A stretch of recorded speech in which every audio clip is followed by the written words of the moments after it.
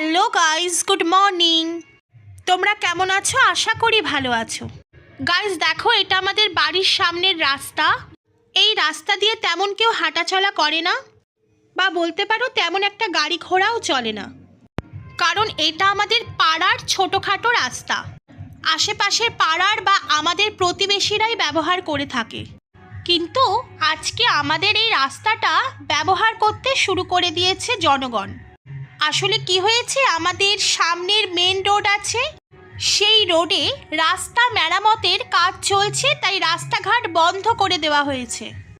সেই কারণে এনারা কি করছে, আমাদের অলিগলি দিয়ে যাওয়া আসা করছে। শুধু কি যাচ্ছে, এই ছোট রাস্তার মধ্যে যে কত ঝগড়াঝাটি করছে এনারা।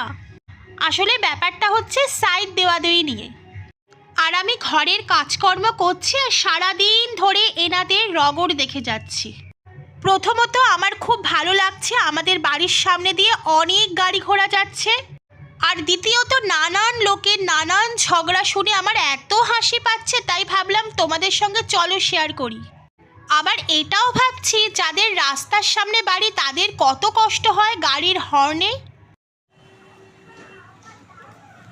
সকাল থেকে অনবরত কত লোক যে যাচ্ছে রাস্তার উপর দিয়ে।